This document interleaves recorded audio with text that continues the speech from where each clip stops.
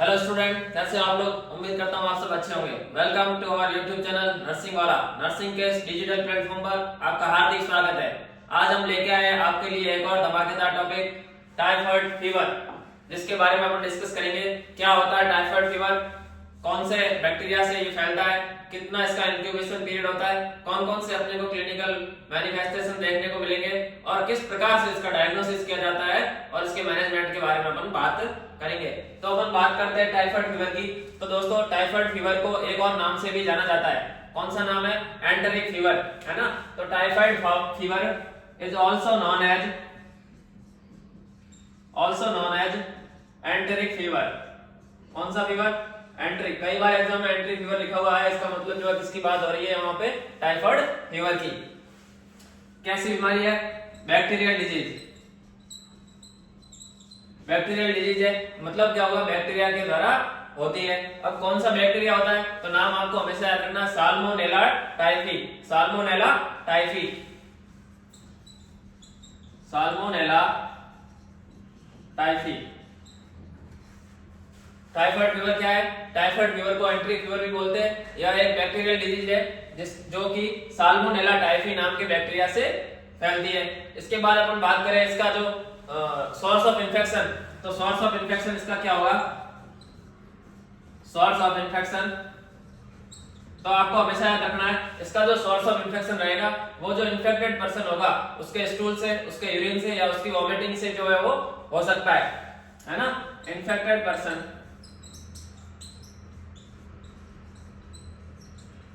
Infected person के क्या? Vomit, stool और यूरिन, इससे जो है वो टाइफाइड हो सकता है। इसके बाद अपन बात करते हैं इसके जो मोड ऑफ ट्रांसमिशन की, किस रूट के द्वारा जो है टाइफाइड फैल सकता है। तो दोस्तों आपको याद रखना है, अपन ने पोलियोमाइलिटिस के अंदर देखा था फीको ओरल रूट, तो टाइफाइड फीवर का भी क्या रहेगा? फीको ओरल रूट। या इसके अलावा एक और अपन बात करें रूट की, तो euro oral route. Euro oral route. तो टाइफाइड फीवर क्या होता है? टाइफाइड फीवर को एंट्रिक फीवर भी कहते हैं, जो कि कैसी बीमारी है? बैक्टीरियल डिजीज है। और कौन से बैक्टीरिया से होती है? साल्मोनेला टाइफी से। तो इसका सोर्स ऑफ इन्फेक्शन जो रहेगा वो कितना रहेगा? इन्फेक्टेड पर्सन, किससे रहेगा? इन्फेक्टेड पर्सन के वॉमिटिंग से, स्टूल से और यूरिन से। उसके बाद अपन बात करें मोड ऑफ ट्रांसमिशन की, तो जो मोड ऑफ ट्रांसमिशन इसका क्या रहेगा? फीको ओरल रूट और यूरो ओरल रूट। इसके बाद अपन बात करते हैं इसके जो इंक्यूबेशन पीरियड की। इंक्यूबेशन पीरियड क्या होता है मैंने आपको प्रीवियस क्लास में बता रखा है और आज एक बार और बता देता हूं। इंक्यूबेशन पीरियड का मतलब है पैथोजन की एंट्री से लेकर, पैथोजन की हमारी बॉडी में एंट्री से लेकर उसका फर्स्ट सिम्टम शो करना। तो ये जो टाइम ड्यूरेशन होगा, जो टाइम पीरियड होगा, उसको अपन क्या बोलेंगे? Incubation period. तो जो टाइफाइड फीवर होता है उसका इंक्यूबेशन पीरियड कितना रहता है स्टूडेंट्स? 10 to 14 days. जो टाइफाइड फीवर है इसका इंक्यूबेशन पीरियड कितना रहता है? 10 to 14 डेज। अब इसके बाद हम बात करते हैं इसके क्लिनिकल फीचर्स की, कौन कौन से सिम्टम्स अपने को टाइफाइड फीवर के अंदर देखने को मिलते हैं, उसकी बात अपन करेंगे। बात करते हैं अपन क्लिनिकल फीचर की। टाइफाइड के क्लिनिकल फीचर, टाइफाइड फीवर होने पर कौन कौन से जो अपने को लक्षण देखने को मिलेंगे। तो वन ऑफ इंपॉर्टेंट सिम्टम है जो आपको हमेशा याद रखना है ना। सबसे पहले जो टाइफाइड फीवर का जो पेशेंट होगा उसके अंदर जो स्टूल अपने को या डायरिया, अपने वहां पे जो डायरिया प्रेजेंट होगा वो कैसा रहेगा? पी सूप डायरिया, है ना। कई बार एग्जाम में पूछा जा चुका है पी सूप डायरिया किसमें देखने को मिलता है, तो आपका आंसर रहेगा टाइफाइड फीवर के पेशेंट के अंदर, है ना। पी सूप डायरिया, कैसा डायरिया? पी सूप, मटर के सूप जैसा। इसके अलावा और क्या हो सकता है? Periorbital oedema, periorbital oedema. Periorbital oedema मतलब जो एडिमा अपने ऑर्बिटल एरिया है उसके जो आसपास क्या रहेगी? स्वेलिंग रहेगी। इसके अलावा और क्या हो सकता है? हिपेटोमेगैली, हिपेटोमेगैली। हिपेटोमेगैली से आप क्या समझे? हिपेट का मतलब लीवर, मेगैली का मतलब इंक्रीज साइज, है ना। तो इंक्रीज साइज ऑफ लीवर या एनलार्ज लीवर बोल सकते हैं अपन। तो हिपेटोमेगैली का मतलब क्या हो गया? Enlarge liver. इसके अलावा अपने को वहां देखने को मिलेगा स्प्लीनोमेगैली। स्प्लीनोमेगैली को अपन क्या बोलेंगे? Enlarge spleen, increase size of spleen. Spleen की जो साइज है वो नॉर्मल से ज्यादा हो जाएगी। तो यहां मैं लिख सकता हूं एनलार्ज स्प्लीन। इसके अलावा हेडेक हो सकता है, fever, nausea, vomiting, abdominal pain. कौन कौन से सिम्टम की बात की अपन ने? तो सबसे पहले अपन ने देखा important MCQ, P soup diarrhoea. P soup diarrhoea जो कौन से डिजीज में देखने को मिलता है? तो जो आपका आंसर क्या रहेगा? Typhoid fever. इसके अलावा अपने को और क्या देखने को मिलेगा? पेरीऑर्बिटल एडिमा और हेपेटोमेगाली। हेपेटोमेगाली से आप क्या समझे? Enlarge size of liver. उसके बाद स्प्लीनोमेगाली जिसका अपन ने बताया इंक्रीज साइज ऑफ स्प्लीन। और उसके बाद headache, fever, nausea, vomiting, abdominal pain.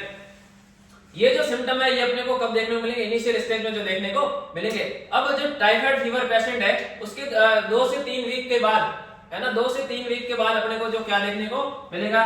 2 to 3rd week में अपने को क्या देखने को मिलेगा उसके बारे में अपन डिस्कस करते हैं। तो 2nd and 3rd वीक, दूसरे या तीसरे सप्ताह में जो पेशेंट होगा उसके जो चेस्ट और बैक है वहां पे अपने को रोज स्पॉट देखने को मिलेंगे। कैसे spot? Rose spot on chest and back, मतलब हल्के गुलाबी दाने जो होंगे, हल्के गुलाबी रेसेस हो जाएंगे, स्पॉट हो जाएंगे। कहां पे? चेस्ट और बैक पे। कब होंगे? 2nd और 3rd वीक पे। और आफ्टर 3rd वीक जो अपने को क्या देखने को मिल सकता है? आफ्टर 3rd वीक जो अपने को क्या देखने को मिलेगा? Intestinal perforation. Intestinal perforation, perforation का मतलब क्या होगा? इंटेस्टाइन के अंदर जो क्या हो जाएगी? हवा भर जाएगी, वहां पे जो क्या हो जाएगा? स्वेलिंग टाइप फुला हो जाएगा इंटेस्टाइन का। कब होगा? आफ्टर 3rd वीक पे, है ना। तो अपन ने कौन कौन से क्लिनिकल फीचर देखे? पी सूप डायरिया देखा, पेरीऑर्बिटल एडिमा देखा, हेपेटोमेगाली, स्प्लीनोमेगाली, इसके अलावा जनरल सिम्टम जो हेडेक, फीवर, नोजिया, वोमिटिंग। और 2nd और 3rd वीक में अपन ने बात की रोज स्पॉट कहां पे हो जाएंगे? चेस्ट और बैक पे। और जो 3 वीक के बाद में जो क्या होने के चांसेस रहते हैं? Intestinal perforation. तो अपन क्या पढ़ रहे थे? टाइफाइड फीवर कैसी बीमारी है? एक बैक्टीरियल बीमारी है। किसके द्वारा होती है? बैक्टीरिया के द्वारा। कौन सा बैक्टीरिया? Salmonella typhi. अब अपन बात करते हैं अपन इसका डायग्नोस है वो कैसे करेंगे।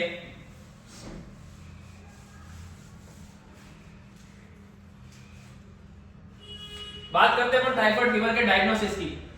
तो दोस्तों एक निमोनिक आपको हमेशा याद रखना है ना। क्या निमोनिक है? एक ट्रिक है, बसु। बसु आपको हमेशा याद रखना है। जो टाइफाइड फीवर का जो डायग्नोस होता है वो अपन 4 टाइप से कर सकते हैं। सबसे पहले 1st वीक पर, 2nd वीक पर, 3rd वीक पर और 4th वीक पर, है ना। 4 वीक पर अपन क्या कर सकते? डायग्नोस कर सकते हैं। कैसे करेंगे? तो 1st वीक पर अपन जो क्या करेंगे? बसु में से बी उठा लो, blood culture, blood culture. 2nd week पे अपन क्या करेंगे? Antibody test. एंटीबॉडी टेस्ट कौन सा होता है? ये भी एक एमसीक्यू है, आपको कई बार पूछा जा सकता है टाइफाइड फीवर के डायग्नोस के लिए कौन सा टेस्ट किया जाता है? तो सीधा जो आपका आंसर क्या जाएगा? Widal test. विडाल टेस्ट कैसा टेस्ट है? एंटीबॉडी टेस्ट है। कब किया जाएगा? 2nd वीक पे। उसके बाद 3rd वीक पे अपन बात करें तो एस का meaning stool culture, stool culture. और 4th वीक की बात करें तो अपन यू बोले तो यूरिन कल्चर। तो टाइफाइड फीवर के लिए कौन से डायग्नोस किए जाते हैं? बसु, है ना। 1st वीक पे ब्लड कल्चर, 2nd वीक पे एंटीबॉडी टेस्ट। कौन सा टेस्ट? स्पेसिफिक नाम पूछे तो विडाल टेस्ट। इसके अलावा 3rd वीक पर स्टूल कल्चर और 4th वीक पर यूरिन कल्चर। अब अपन बात करते हैं इसके मैनेजमेंट की।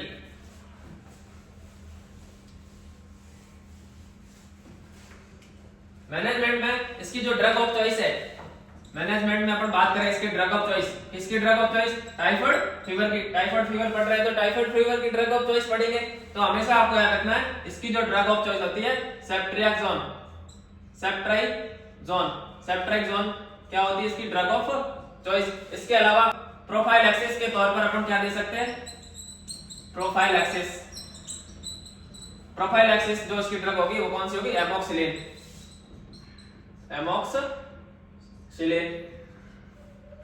एमोक्सिलिन ड्रग को कौन सी ड्रग बोलेंगे? Prophylaxis drug. और इसकी ड्रग ऑफ चॉइस आपको पूछे तो सेफ्ट्राइजोन। इसके अलावा जो अपन है इसके प्रिवेंटिव तौर पर इसका जो वैक्सीनेशन भी कर सकते हैं। तो कौन सी वैक्सीन लगेगी इसके अंदर?